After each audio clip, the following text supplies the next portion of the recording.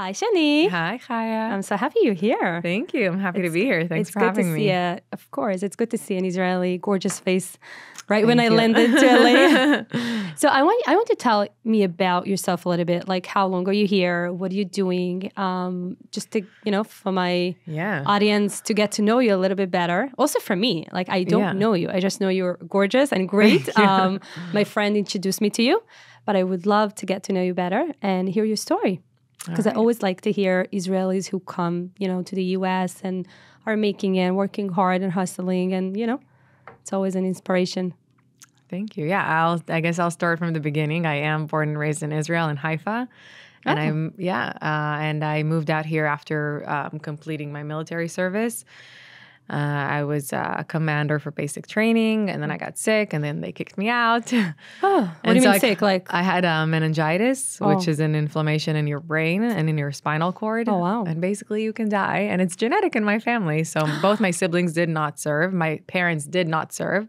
So I was like, I'm going to serve in the army. I'm going to be the first one in my family. I got it. I managed to convince the military to draft me, even though I had a medical profile of 45. And basically that means you can't do anything. Oh my God. And I wanted to be like a combat unit. And so I managed, after a year and a half of sending them faxes every day, calling them every day, I managed to convince them to let me in. Literally, I did the training for 6 months. The last 2 weeks, I'm supposed to get my ranks on my soldiers. I get meningitis. Oh. I'm hospitalized, I wake up, I see like fluorescent lights, and I'm looking for my weapon.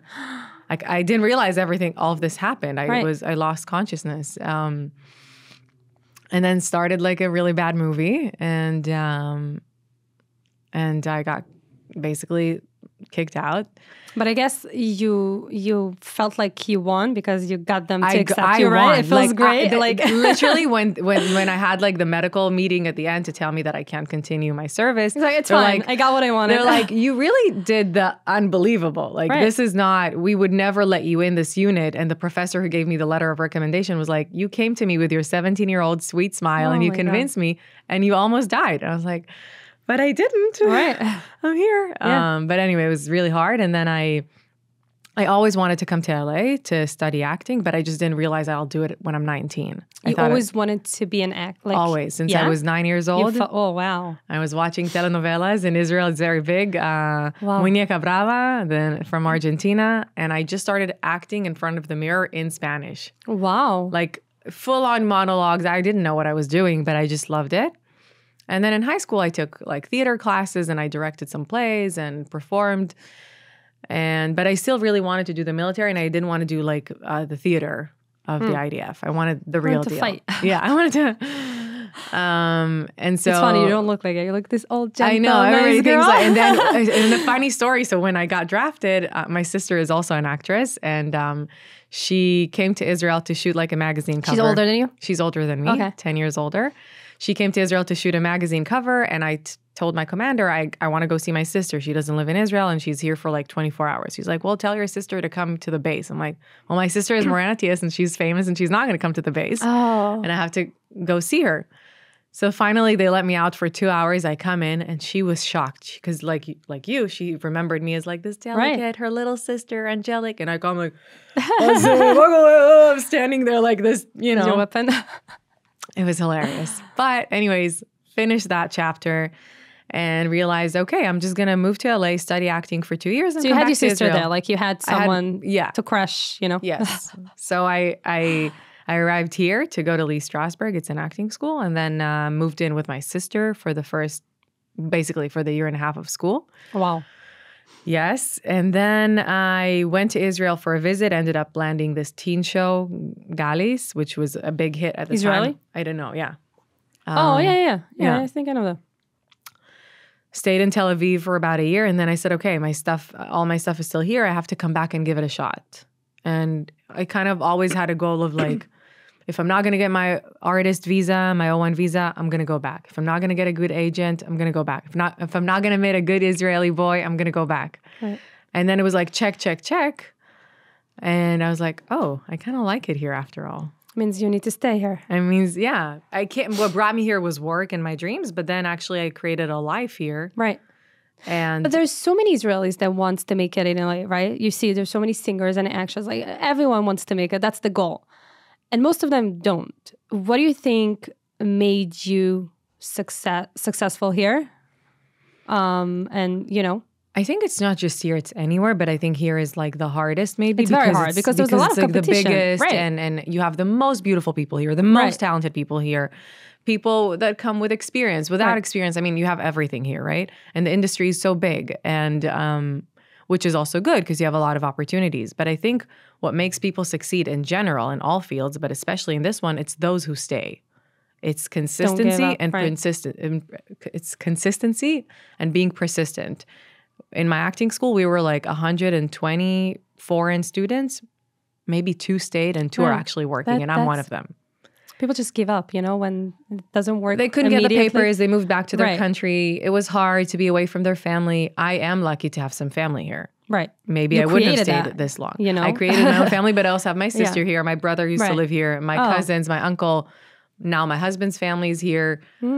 So it's very important for me. I probably would have stayed, but I think having this, core and family, it's grounding you also. Yeah, I just feel like every Friday was I couldn't get too lost. You know what I mean? Every Shabbat dinner I have to come back and be the Shani they know. Right. So go get lost in your acting school, but comes Friday night, you're Israeli, you're Jewish, you're Yeah. That's amazing. So, what tips can you give other people who wants to try it in, New York, LA, especially from Israel? Because I feel like I moved to America 10 years ago. I came from nothing, no background, no money. I started, I got married when I was almost 18. Wow. I had my first daughter when I was 19. Wow. And we just landed here because I felt like there's more opportunities. My husband has, an American citizen. So I said, you know what? I want to try there. It was very hard for me in Israel. I felt like, because I wasn't good in school. I didn't go get a degree. I was very hungry for life to make it. Yeah. I dreamed, I always had big dreams, always had, big goals. And when I came here, I realized so many Israelis that are just like having so many excuses. Oh, it's not my language. It's not my place. It's not, I don't know. I can't make it here. If I would be in Israel, I would be this. But here, And that success, by the way, doesn't translate, right? We heard so many times about the biggest actor in Israel coming here. Right. Doesn't translate. You got to start from the bottom. Right. You got to start and you got to find your talent and who you are. And you just have to work hard and really bring value. And nothing comes from not working and not bringing the value out there and not being who you are. You have to be very connected. And that's why I feel like there's really no excuses because you can really make it anywhere. Once you bring the true, yourself and who you are and the value, then nothing can stop you. I think the beautiful thing also about America is when you work hard and you make it here, it really pays off. Right. And I feel like sometimes in Israel, you work really hard, you make it, and it still doesn't pay off. It's very hard, right? And you give your heart and soul, and you still have to have another job. Right. Especially in acting. All of them, they have, they opened a business, they opened a gym, a bar, a restaurant, whatever it is, a clothing line. And here, if you do get a big show or a big movie, that could be enough. And I feel like whoever did make it here, especially in your world, is people who are very authentic and really brought themselves without hiding and but escaping it takes time, from who they are. It's like when I moved here, the first thing I heard is you got to get your papers and you got to lose your accent. And that was true. How did you do it, by the way? That was true for back in the day, by the way. Right. When you came here 10, 15, 20 years ago, get rid of your accent or you're going to go play a dead body. That totally changed. Now they're like, do your neutral accent. Right. That's my neutral accent at this point. I worked. I worked hard for it. Now I have to put on an accent. If you want me to do like this, Israeli or the Middle Eastern accent, I have to put it on. It's not. It's no longer my actual accent. That's amazing. No, but what amazes me is that people want authentic. People are tired of pretending or being someone that they're not. People. That's what now these days is accepted. Yeah. Just be who you are. So really, you have no excuses with your accent, with your people want to see the real you. That's amazing. I didn't know.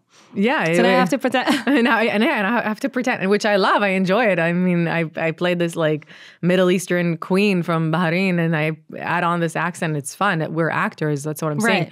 You don't have to be from that place that It's area in the world. It sounds very fun to be, someone else for like That's a period honestly, of time. that's And like really, what saves me in life, I feel, because, we have this character in our family and with our friends that we put on, like everybody, right? Right. And with acting, you just can let go of all that, all the ideas of who you are, and just immerse yourself in the story and in the character, and just everything is kosher. Everything's legal, you can just do whatever. Did you ever say no to a certain part or something? I think in the beginning. What is your limits?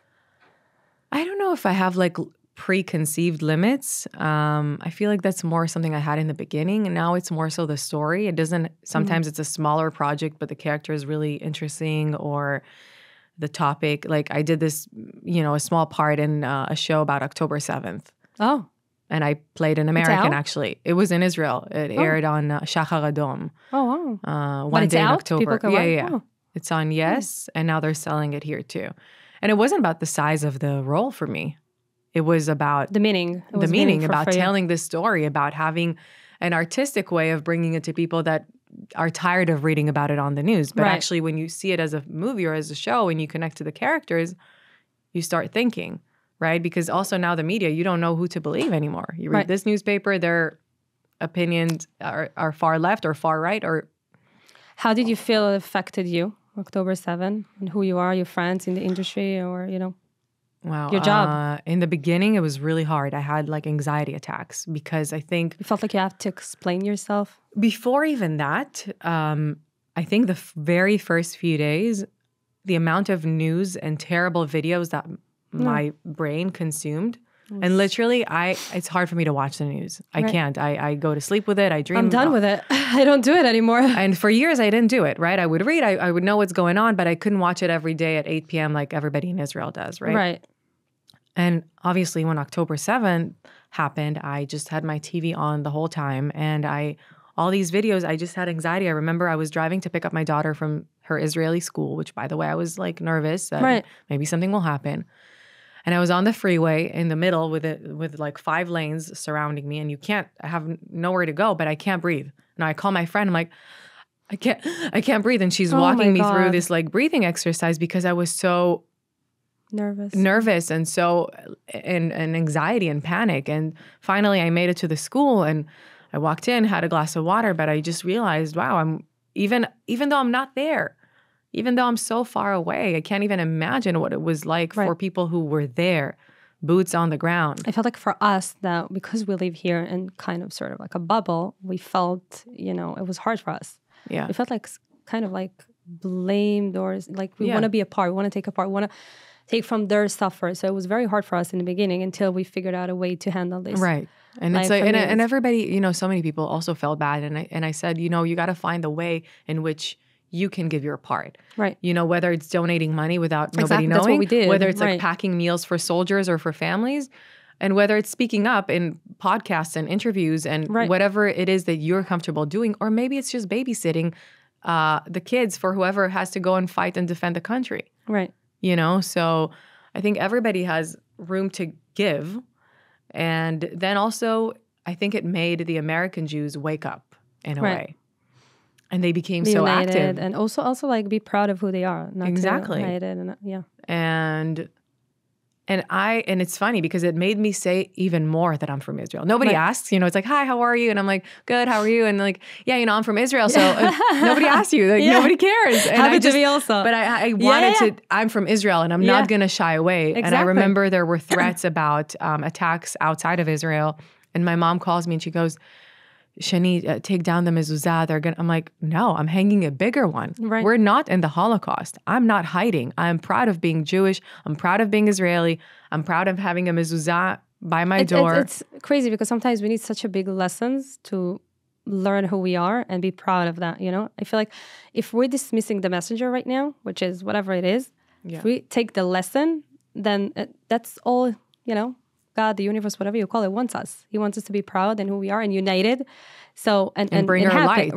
Right. Exactly. So sometimes we need such a painful lesson, but we have to learn and not, because then we lose the whole point of it. Which takes me back to your question, right? Of being authentic in the beginning, you also don't know who you are. Right. Right. When I came here, I just tried to do the right thing. Oh, lose your accent. Oh, get a manager. Oh, get an agent. Oh, do this, do that, do auditions, do everything, say yes to everything.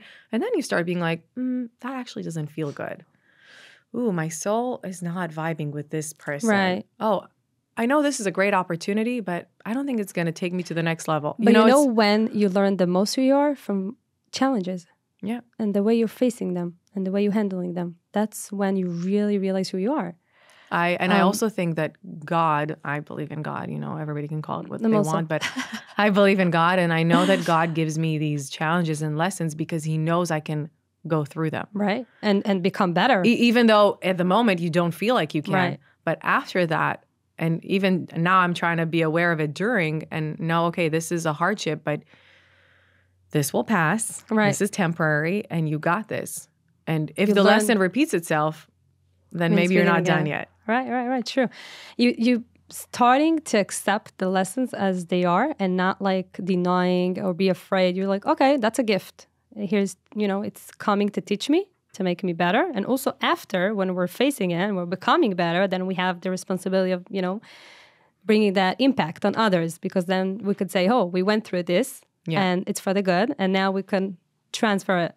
So I feel like it's a blessing. And I feel like special people get special lessons to make them, better and after transfer it to the others. So I feel like that every challenge that I went through, it's like, okay, it highlighted so much for me. Yeah. And I feel like it's amazing that we take it this way because it could be very painful, like October 7th. It's a very painful lesson, but we don't want to lose the point. We want to really learn and we want to make sure it doesn't happen again. So that's what we have to be focused on. And I feel like my crowd, it could be, not frum, not religious, whatever it is, Jewish, not Jewish, everyone. I have, community of women from all over the world, all different types. And everyone is together and everyone feels connected.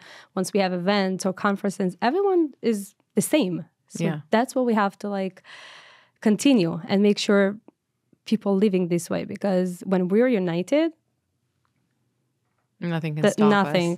I feel like in Purim now we have a non-Jewish neighbor. They gave us mishloach manot. It's like if the world will be like that, everyone, we would have peace. It would be amazing. They respect us, we respect them. For their holidays, we also bring them.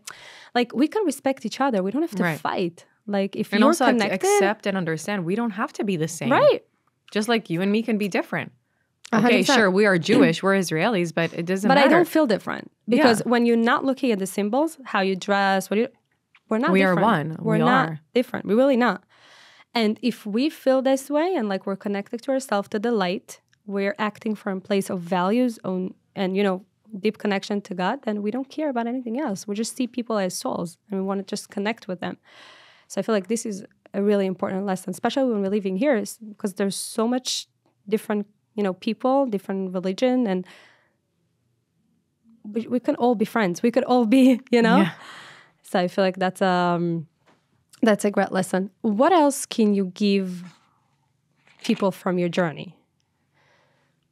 What is the one thing made me strong and what is the one thing you have that made you go through this? And I think it's actually something my aunt told me when I was going through a big challenge when I had my first daughter. I gave birth during COVID, and I had COVID in the delivery. Oh, no. And they didn't let my husband in, and it was a whole thing. And then I was FaceTiming my husband and my family as I'm delivering my baby. And I tell the nurse, can you hold my phone? Because I'm busy giving birth. And she's like, I'm sorry, ma'am, I can't touch your belongings. And I go, you're delivering my baby. You can't touch my cell phone. No, at the beginning, COVID was disaster crazy. here. Yeah. Anyways, that wasn't even the hard part, right? After that, by yourself? You by literally myself. had the baby by yourself? Yeah. That's a trauma. Exactly. So that's also it's my first time, right? Oh my God. Then after that, my daughter in the delivery apparently swallowed meconium with her own poop. Yeah. It happens. Yes. But because it was COVID, they took her to the NICU without me for a week. Didn't let me see her. Wow. Now I'm back home losing my mind because in my mind, I'm super hormonal. I don't even know if she's coming back. That's how I see it, right? Everything is extreme. Everything's extreme. I don't sleep. I don't eat. All I'm doing is sitting at home and pumping milk. And I just felt in this crazy loop. And I remember my aunt telling me, only you can help yourself. Because I was trying to like find all these things, get right? Get out from the victim, just energy. Know that the power is in you. Right. Only I can help myself. So, okay, sure, I can go to therapy. I can listen to a podcast. I can go for a run. I can go to temple. But if I don't make the change from within me, if I don't change my perspective and the glasses I wear and look at the world, nothing's going to change. Right. And once I started realizing, okay, only I can help myself, then thank you everybody for your support, but I got to do my homework. And even because touching yourself to anything, you're just like you bring the power back to you. That's such a great. Exactly. And then even when my daughter came back home, I was still on such high alert. I couldn't relax. So I had to do a lot of inner work. Yeah. And also to believe that I can have a different experience, which leads me to my second child. Yeah. Because for 2 years, I was like, nobody talked to me. I want to go back to not go back to, excuse me. I actually kept correcting people when they said, oh my God, you look great. You got back to yourself. I'm like, oh God, no, that's an insult. I sure hope I'm not the same as I was before after this life-changing experience. Right. You don't want to go back. You want to move on. I want to move forward. So then, and I did all this inner work believing that now my delivery is going to be seamless. My husband's going to be there. It's going to be easy. It's going to be great. You manifested. I'm going to be working to the minute I give birth. I didn't really think all of this was going to happen, right? I booked a part on an HBO show. The part was not for a pregnant woman. I was 7 months pregnant. And when you do the audition, it's like a medium shot, so they don't see, right? But then they're like, okay, we love Shani. We're going to send it to our producers. And I tell my manager, listen, once they find out I'm pregnant, I'm not going to get it, but great. What a compliment. Thank you. They send it to producers. Producers go like, oh, thanks for letting us know. So kind of you, because we had another actress who didn't tell us she was pregnant, and that messed up the production. Wow. But we love Shani. We're going to send it to the studio and the network. And I go, okay, great. But I'm sure they're going to say no. They send it to the studio and the network. They say yes. I was like, oh my God, are they insane? Literally, I had to shoot until 2 weeks before my due date. Until I'm 9.5 months pregnant. Well, you wished for it. That's your problem. So I was literally on set, and everybody thought it's a medical show called The Pit. So everybody on set thought this is a prop, because everybody had props. You know, like they're not really injured, but I'm really pregnant. Nobody believes me. Oh my God. So, and the delivery was so seamless. Right. What happened to me in the third one? Because I had also a crazy delivery, and then the next one, I literally manifested. Since my husband was there, and I think he was more nervous. People don't realize he it bought works. So many snacks, and after a certain point, I couldn't eat, and so he's like chugging snacks. He feels like in a movie. He's like and watching. Literally, the doctor comes. He's like, "You look pretty relaxed for someone who's this far along." I'm like, "What do you want me to scream?" And then a few pushes, and the baby, my prince Eli, was out. It was unreal. Yeah. But because I realized it's all within me. Right. Yes, I can cry and I had the right to cry, by the way. So, of course, but so many people carry traumas and anxiety, and they don't realize they can change that. This can be changed. Your life experience can change. It's really up to you. But also not being afraid of sitting in that dark moment for a moment. You have to, by the way. The only way out is through. Right. That's what I realized. For sure. Also. So I think also sometimes I catch myself, I'm like, driving in the car and I'm upset about something and I was like, stop it, be positive, be grateful. I'm like, no. Right. I'm fighting myself. You resist your feelings. That can Let it be good. Right. Let it be. Right. It's okay that you're uncomfortable. Like I tell my daughter, right? It's okay that you're upset. Right. I understand. Being angry What do we is a tell feeling. our kids when they cry? Stop crying, stop crying. No, cry. Let it out. It's okay. Right. By the way, I grew up in a family that your emotions are out. We were not like Moroccans. Exactly. So, but honestly, I'm super happy my dad showed me that a man can be strong and macho. Right. But also he would cry every time he talks about his father who passed away 40 years ago. That's amazing. That's amazing. It gives me chills. Like, express feelings. Because that made me feel that if a man, my father, can be strong and it's not vulnerable, a weakness. Right. Then of course I can be that too. And of course my kids can be that too. And so these are the two things that I always try to remind myself. The only way out is through. Accept that moment. Be compassionate. Forgive yourself if you need to, because don't resist and don't deny. Just let yourself. Let it out. And then, okay, now the power is within me. What can I do to feel better? What can I do to come out of this stronger? What can I do to take myself to the next level? And then, of course, it takes a village, right? Sometimes I go like, oh my God, I had to shoot this show. Literally, I need 10 people to replace me, one person, a mom, Wow. just, to take care of my daughter, to take her to school, from school, play dates. Do you have help? Like when you go and shoot, you like. Yeah. I have my mother-in-law who's amazing, who lives here and helps me a lot. So you have, her that's husband. very important because a lot of time we have the and guilt. I have paid help. And of course, my husband. Sure. And still. He's also in the industry? No. He's a contractor and a developer. Oh, nice. Like my husband. Yeah. It's more your field. Yeah. Which again, I also believe in signs from God and the universe. When we had the actors strike, I said, you know what? I'm gonna take a course. I'm gonna get my real estate license. I started. Why? Why did you want it? Because I said I'm not gonna be really a realtor, but because we do investments, I might as well have knowledge, find properties just for me, for my husband, for my sister, for my family and friends kind of thing. Not like a full-time job, but why not, right? Maybe for later when I'm older and my kids are older and maybe I'd want to pursue that. So did you do it? So I did. I took the first test of the California. I have a very funny story about it. I also did it when I came to America. Hold on. I did that. Great. Passed the test. Got a great grade. Then did you pass the first one?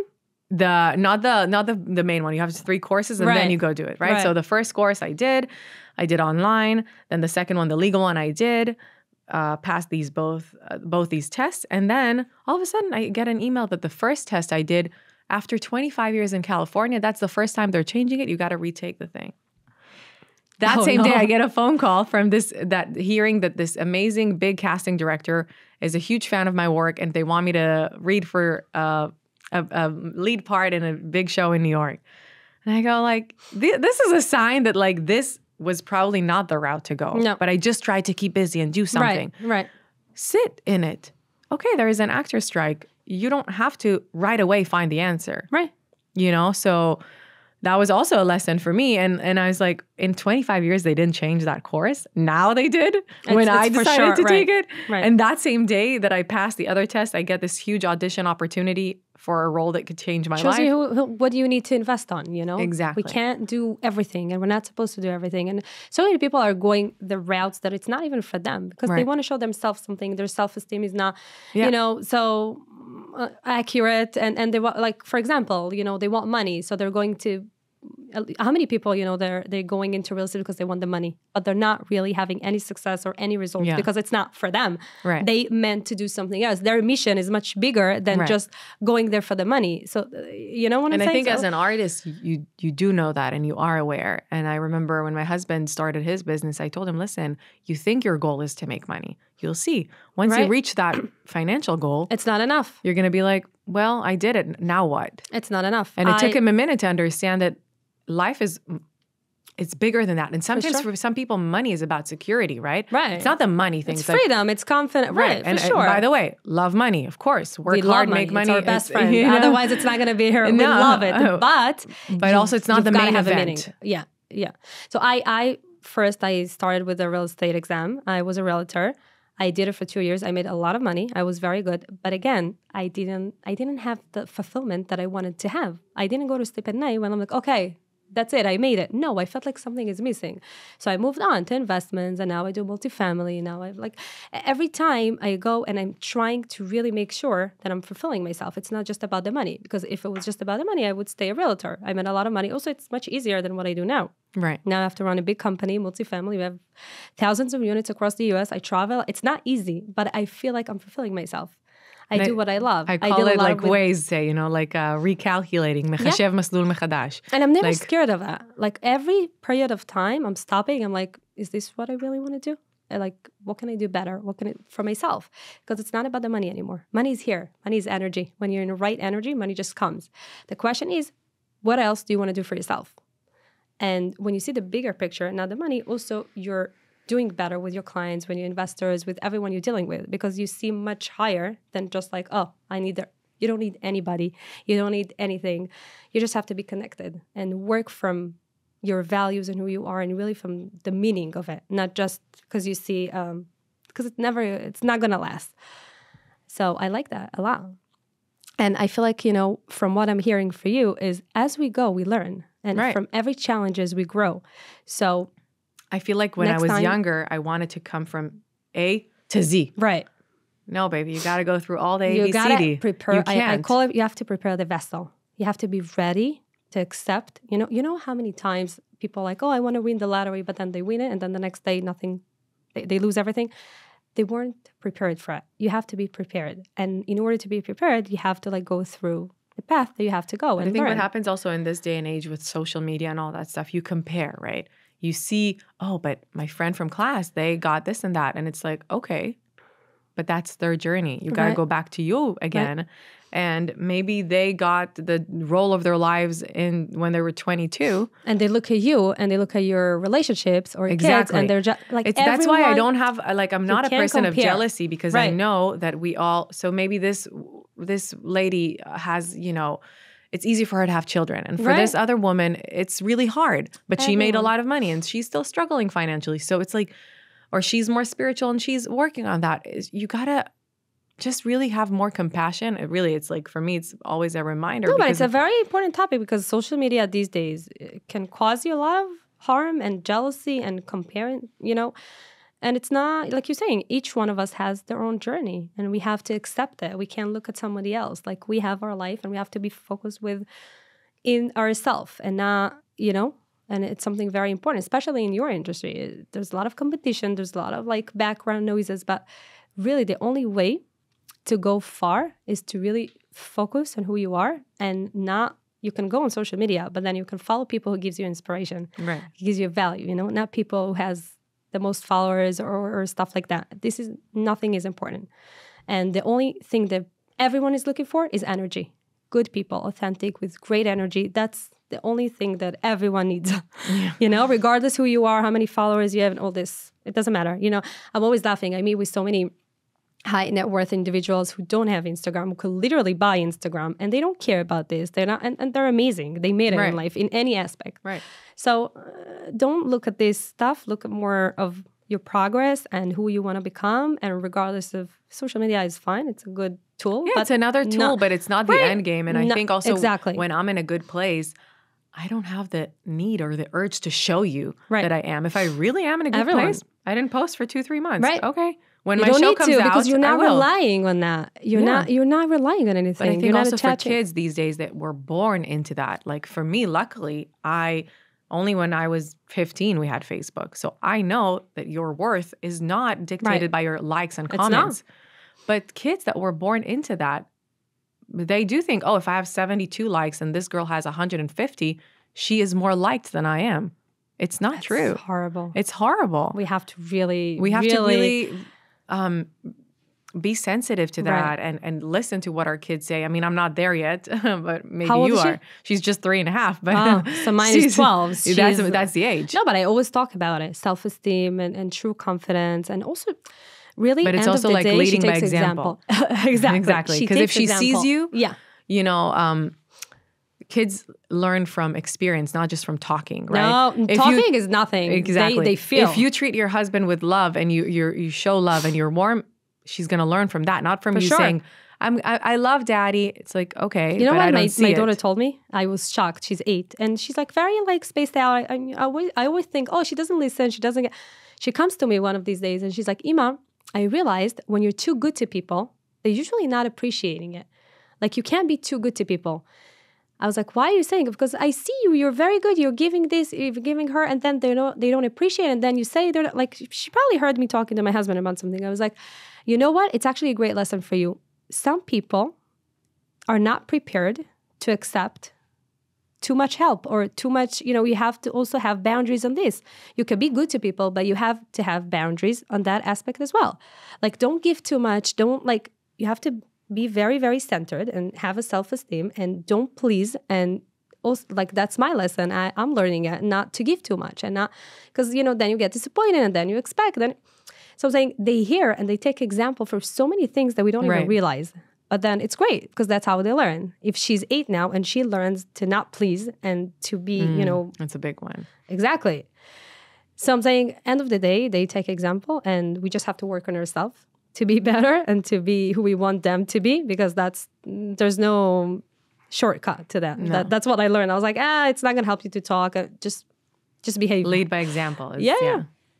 Shani, I had a pleasure to host you. I feel like Thank you. You're amazing. You're just like so simple. And no, it's amazing to see it. I'm sure it's going to be a great example and inspiration for so many Israelis and non-Israelis that are here. Thank they you. want to make it and they want to move on and forward. And to see you as such a like spiritual, inner work. You did a great work with yourself. And Thank you. that's what I'm trying to do here, to impact as many souls as possible. And I feel like we did that. You did that. Thank you. Thanks for having me. It's so a much for pleasure being to meet you. And you look like a beautiful soul yourself. Thank and now you. I'm going to ask you all the questions about you. Okay. Thank you.